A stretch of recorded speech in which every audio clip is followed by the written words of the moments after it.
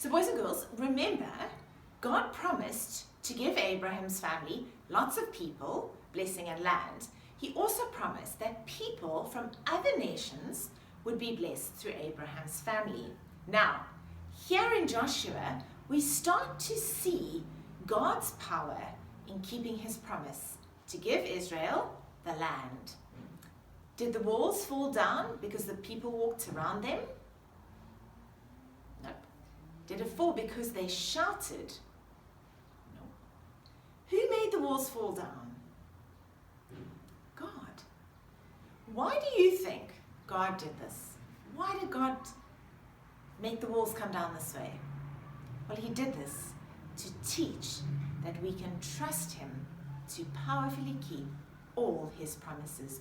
All we must do is trust him and live in obedience to his word. This was the first city of many that Israel conquered with God's help.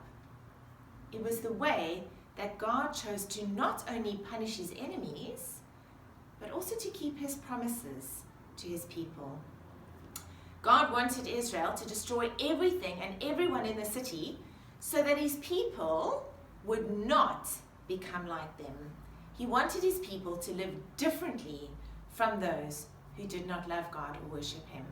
The only things they were not to destroy were those made of gold and other precious metals. And those were to be kept in God's treasury, and they belonged to him. Can you tell me what else was not harmed in the city? Can you remember who God promised to rescue? The rescue of Rahab and her family was another promise that God kept not only for Rahab, but also for Abraham. You see, God promised that Abraham's family would bless other nations. But for Rahab to receive this blessing, she needed to trust Abraham's God.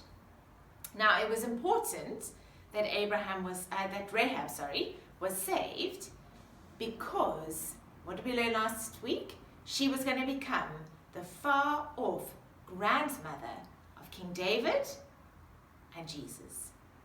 Did you see how even though the walls came tumbling down and Rahab's house, which remember made up the walls of the city, no one in her family was hurt?